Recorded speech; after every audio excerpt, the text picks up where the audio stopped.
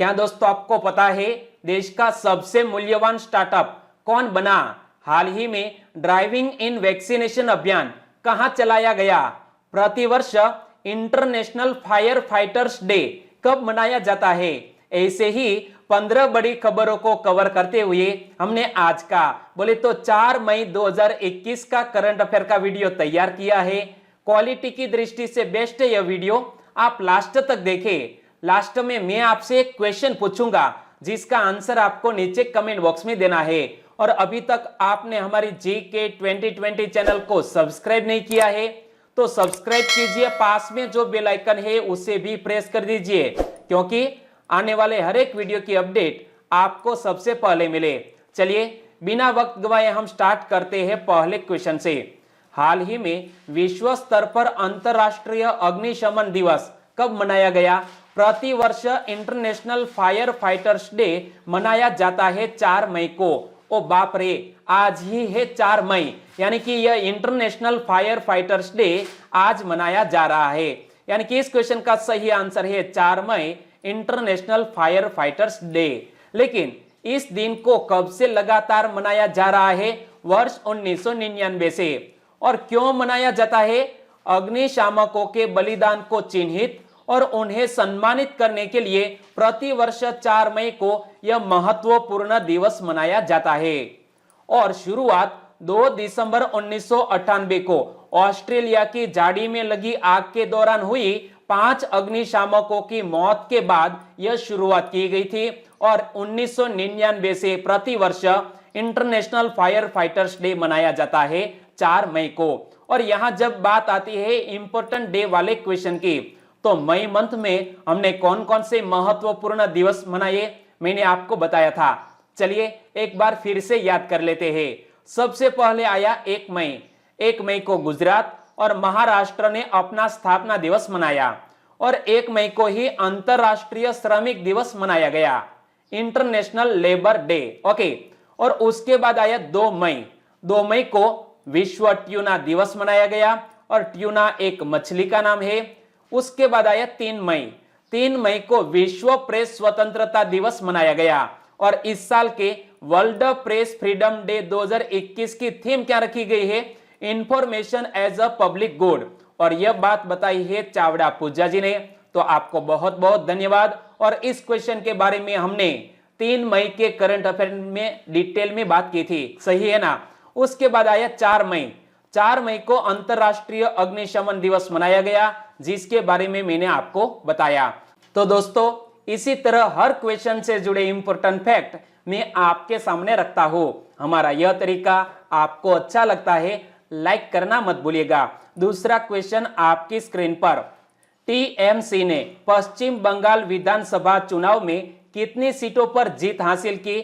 All India Trinamool Congress ने पश्चिम बंगाल विधानसभा चुनाव में 213 सीटों पर जीत हासिल की। यानी कि इस क्वेश्चन का सही आंसर है 213 सीट। और हमने इलेक्शन कमीशन ऑफ इंडिया की ऑफिशियल वेबसाइट पर जाकर देखा तो वेस्ट बंगाल की विधानसभा चुनाव का रिजल्ट इसी तरह मालूम पड़ा। ऑल इंडिया तृणमूल कांग्रेस ने 213 सीटों पर जीत हासिल की, भारतीय जनता पार्टी ने 77 सीटों पर जीत हासिल की और इंडियन नेशनल कांग्रेस ने एक भी सीट नहीं जीती है। तो 2 और पार्टियों ने एक एक सीटों पर अपना कब्जा जमाया। पश्चिम बंगाल में 27 मार्च से 29 अप्रैल के बीच 8 चरणों में मतदान संपन्न हुआ। कितने चरणों में? 8 चरणों में। और जीत के लिए किसी भी पार्टी को यह 148 का मैजिक आंकड़ा पार करना था जो ऑल इंडिया तृणमूल कांग्रेस ने पार कर लिया है।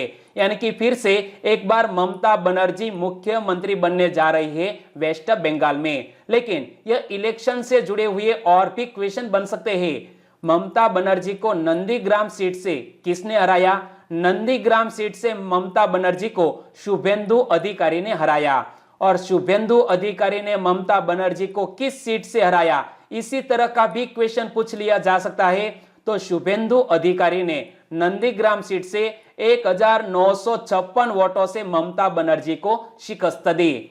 और तृणमूल कांग्रेस की स्थापना कब की गई थी? वो भी एक मोस्ट इंपोर्टेंट क्वेश्चन बन सकता है। तो यह तृणमूल कांग्रेस की स्थापना 1998 में की गई थी। और सर्व भारतीय तृणमूल कांग्रेस, इंग्लिश में बोले तो ऑल इंडिया तृणमूल कांग्रेस, पश्चिम बंगाल में स्थित यह एक भारतीय राजनीतिक दल है और इसकी स्थापना कब की गई? 1 जनवरी 1998 को। और स्थापक कौन है? मौजूदा मुख्यमंत्री ममता बनर्जी ने सर्व भारतीय तृणमूल कांग्रेस की स्थापना की थी। तीसरा क्वेश्चन, निम्न में से किसको भारतीय रिजर्व बैंक का डिप्टी गवर्नर बनाया गया? हाल ही में भारतीय रिजर्व बैंक का डिप्टी गवर्नर बनाया गया है टी रविशंकर को। यानी कि इस क्वेश्चन का सही आंसर है टी रविशंकर। और टी रविशंकर ने किसका स्थान लिया है? बीपी कानूनगो का स्थान लिया है, क्योंकि हाल ही में बीपी कानूनगो डिप्टी गवर्नर के पद से सेवानिवृत्त हुए। यानी कि इस क्वेश्चन का सही आंसर है टी रविशंकर, जो हाल ही में बन गए हैं आरबीआई के डिप्टी गवर्नर। भारतीय रिजर्व बैंक का डिप्टी गवर्नर बनाया गया है टी रविशंकर को, और वह केंद्रीय बैंक की अनुषंगी company Indian financial technology and allied services के चेयरमैन थे। और टी रविशंकर आरबीआई के 4 डिप्टी गवर्नर स्तर के अधिकारियों में से एक होंगे। तो हमें यह फैक्ट याद रख लेना चाहिए कि आरबीआई में डिप्टी गवर्नरों की संख्या कितनी होती है? 4, और चौथे बन गए हैं टी रविशंकर। तो बीपी कानूनगो के 2 अप्रैल को सेवानिवृत्त होने के बाद से डिप्टी गवर्नर का चौथा पद खाली था, और टी रविशंकर की नियुक्ति 3 वर्ष या उनकी सेवानिवृत्ति की तिथि में जो भी पहले होगा तब तक के लिए उनकी नियुक्ति की गई है। तो बीपी कानूनगो का स्थान लिया है टी रविशंकर ने। और यहाँ आरबीआई के डिप्टी गवर्नरों की बात करें तो आरबीआई के अन्य 3 डिप्टी गवर्नर कौन है? तो यहाँ इमेज में देखिए, पहले स्थान पर है माइकल डी पात्रा, वो भी आरबीआई के डिप्टी गवर्नर, मुकेश जैन और राजेश्वर राव। तो यह तीनों हमारे आरबीआई के वर्तमान डिप्टी गवर्नर है, और एक के बारे में मैंने आपको बताया, तो 4 हो गए। अच्छा, और आरबीआई के बारे में मैंने आपको 2 दिन पहले ही बताया था कि आरबीआई की स्थापना कब हुई। 1 अप्रैल 1935 को भारतीय रिजर्व बैंक अधिनियम 1934 के प्रावधानों के तहत आरबीआई की स्थापना की गई। और जब आरबीआई की स्थापना की गई तब इसका मुख्यालय कोलकाता में स्थित था, लेकिन वर्तमान में आरबीआई का हेडक्वार्टर मुंबई में स्थित है। और आरबीआई के वर्तमान गवर्नर कौन है? शक्तिकांत दास, और वो हमारे आरबीआई के 25वें गवर्नर है। ओके, चौथा क्वेश्चन, सुर्खियों में रही लितानी नदी किस देश की सबसे लंबी नदी है? सुर्खियों में रही लितानी नदी लेबनान देश की सबसे लंबी नदी है। यानी कि इस क्वेश्चन का सही आंसर है ऑप्शन बी, लेबनान देश। लितानी नदी लेबनान की सबसे लंबी नदी है, लेकिन यह लितानी नदी सुर्खियों में क्यों आई? तो देखो, इसमें एक कृत्रिम झील है जिसे लितानी नदी बांध द्वारा बनाया गया है, और झील का नाम कारून झील है। अत्यधिक प्रदूषण के कारण हाल ही में झील के किनारे लगभग 40 टन मछली मृत पाई गई। इमेज में आप देख सकते हैं, यह कारून झील के किनारे 40 टन मछली मृत पाई गई, और इसीलिए लितानी नदी सुर्खियों में आई। 2018 में जलाशय में मछली पकड़ने पर प्रतिबंध लगाया गया था, हालांकि प्रदूषण को रोकने के लिए कार्रवाई अपर्याप्त थी। और लितानी नदी लेबनान के दक्षिणी भाग के लिए एक महत्वपूर्ण जल स्रोत है। इमेज में आप देखिए, तो यह है लेबनान देश, और लेबनान देश की कैपिटल का नाम है बेरूत, और बेरूत में एक हादसा हुआ था, विस्फोट हुआ था, जिसके चलते भी लेबनान देश सुर्खियों में आया था। और यहाँ आप देख सकते हैं, यह है लितानी नदी, और लितानी नदी पर बंध बांधकर यह कारून झील का निर्माण किया गया है। और लितानी बांध का निर्माण 1959 में सिंचाई और जल विद्युत परियोजनाओं के लिए किया गया था, और ये बेक्का घाटी, कौन सी? बेक्का वैली से निकलती है और भूमध्य सागर में मिल जाती है। तो यह बेक्का घाटी से निकलती है और भूमध्य सागर में मिल जाती है यह लितानी नदी। और यहाँ जब हम बात करते हैं लेबनान देश की, तो लेबनान देश के प्रधानमंत्री कौन है? साद अल हरीरी। लेबनान देश की कैपिटल का नाम क्या है? बेरूत। और बेरूत धमाका आपने सुना होगा या तो पढ़ा होगा, मैंने भी आपको बताया था करंट अफेयर में। और लेबनान देश की करेंसी है लेबनानी पाउंड, जो इमेज में आप देख सकते हैं। लेबनानी पाउंड लेबनान देश की करेंसी है। और लेबनान के अगल बगल में कौन कौन से देश स्थित है? तो यहाँ पर आप देख सकते हैं इजिप्ट, जॉर्डन, सीरिया और तुर्की जैसे देशों से घिरा हुआ है यह लेबनान देश। पांचवा क्वेश्चन, मास्क लगाने की पाबंदी हटा देने वाला दुनिया का पहला देश कौन बना? हमारे भारत देश में विपरीत परिस्थिति है कि मास्क नहीं लगाने पर जुर्माना लगाया जाता है, लेकिन मास्क लगाने की पाबंदी हटा देने वाला दुनिया का पहला देश बन गया है इजरायल। यानी कि इस क्वेश्चन का सही आंसर है ऑप्शन सी, इजरायल देश।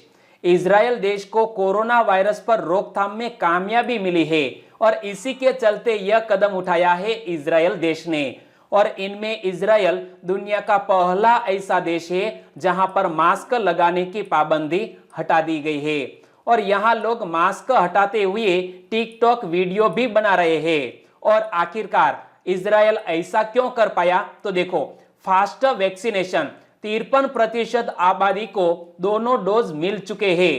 इजरायल में 20 साल से ऊपर की 53% आबादी को वैक्सीन के दोनों डोज लग चुके हैं। हालांकि इजरायल काफी छोटा देश है और उसकी आबादी सिर्फ 93 लाख है, यानी कि किसी एक राज्य की आबादी से भी इस देश की आबादी कम है, सिर्फ 93 लाख। और इसीलिए इजरायल देश ऐसा कर पाया है।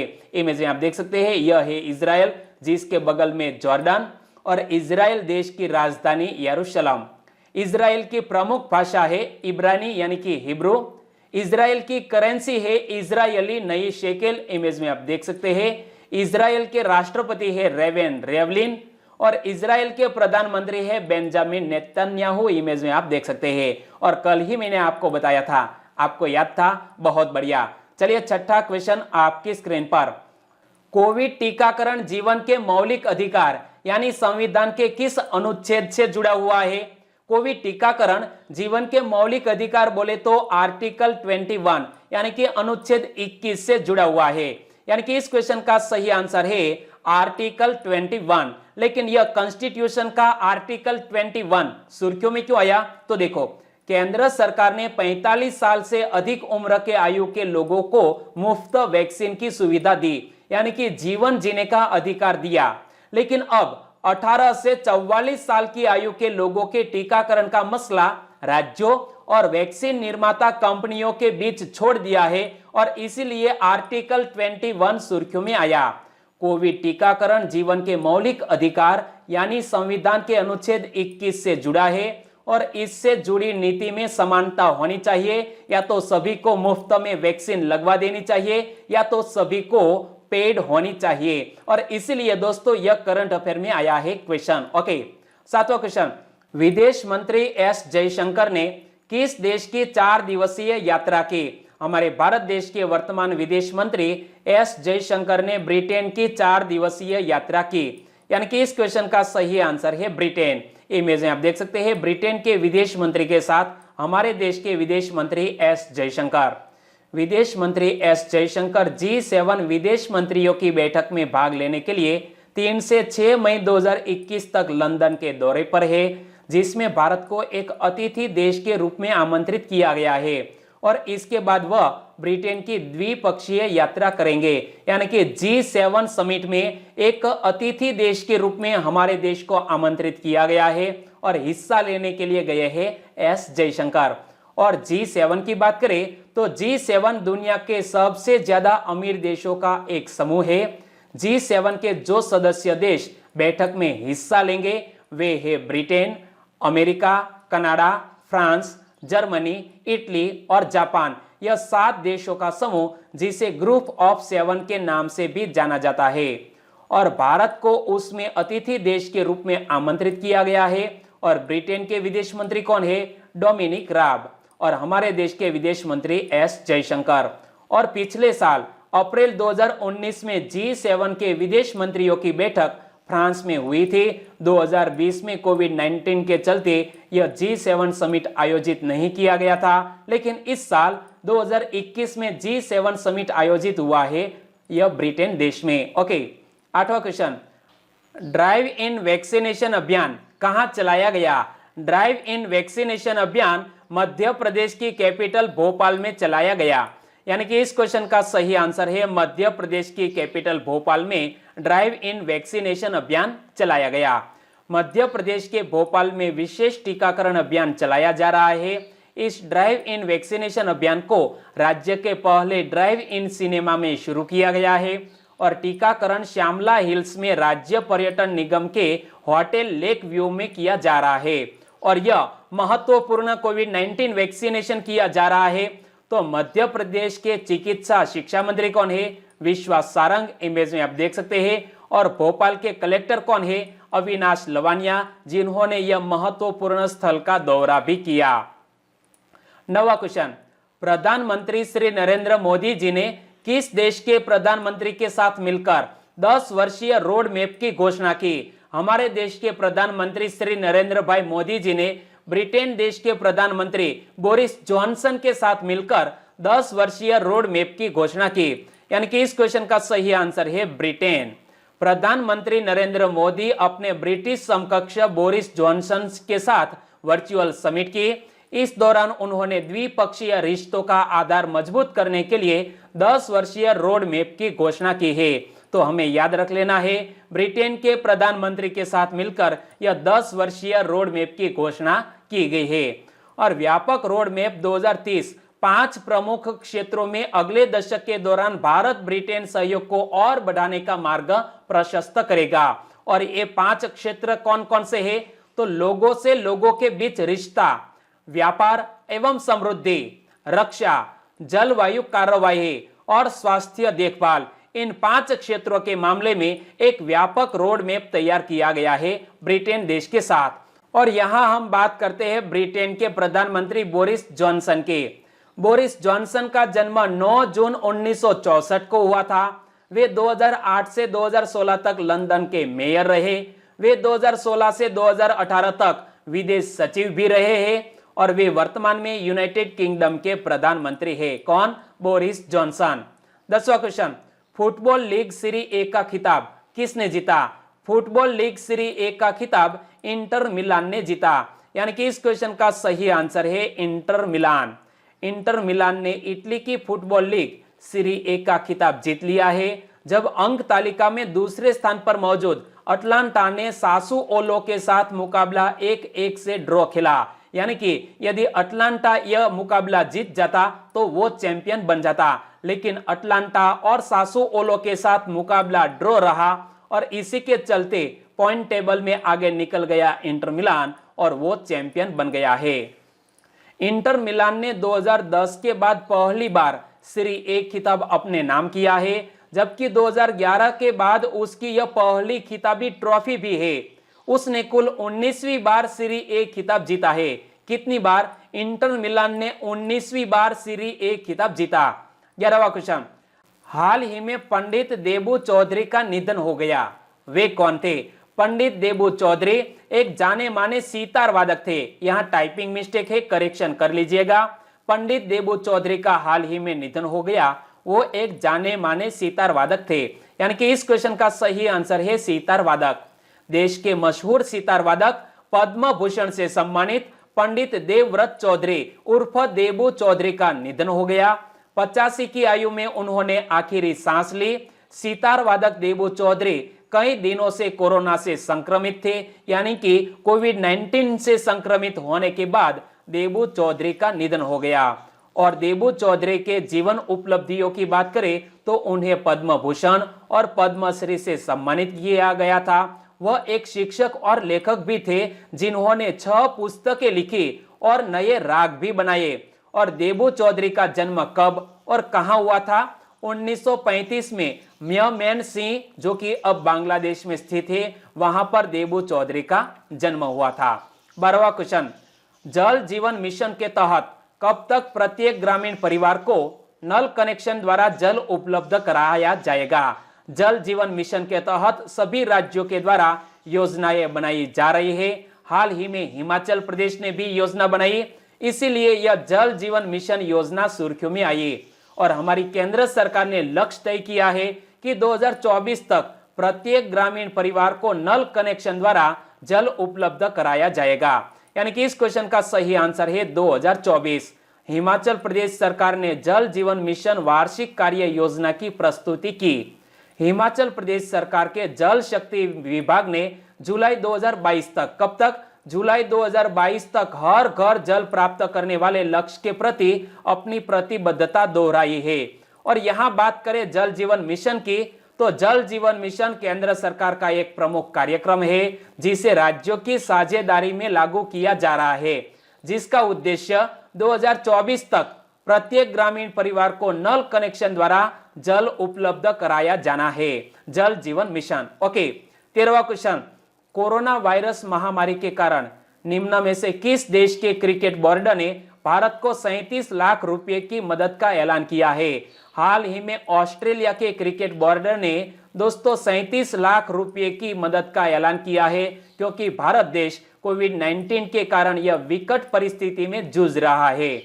और ऑस्ट्रेलियाई क्रिकेट बोर्ड यानी कि क्रिकेट ऑस्ट्रेलिया ने एक बड़ा ऐलान किया। कोरोना वायरस महामारी से जूझ रहे भारत की मदद के लिए कंगारू क्रिकेट बोर्ड आगे आया है और $50,000 यानी कि 37 लाख रुपए की मदद का ऐलान किया है क्रिकेट ऑस्ट्रेलिया ने, यानी कि ऑस्ट्रेलिया क्रिकेट बोर्ड ने यह सहायता दी है। 14वां क्वेश्चन, राज्य आपदा राहत कोष का गठन किस अधिनियम के तहत किया गया था? राज्य आपदा राहत कोष का गठन आपदा प्रबंधन अधिनियम 2005 के तहत किया गया था। यानी कि इस क्वेश्चन का सही आंसर है ऑप्शन बी, आपदा प्रबंधन अधिनियम 2005। लेकिन यह क्वेश्चन करंट अफेयर में क्यों आया? वित्त मंत्रालय ने हाल ही में राज्य आपदा राहत कोष यानी कि स्टेट डिजास्टर रिलीफ फंड की पहली किस्त जारी की। वित्त मंत्रालय के अनुसार धनराशि जल्द जारी कर दी गई है और मंत्रालय ने 50% राशि जारी की, जो कि 4,436.8 करोड़ रुपए है।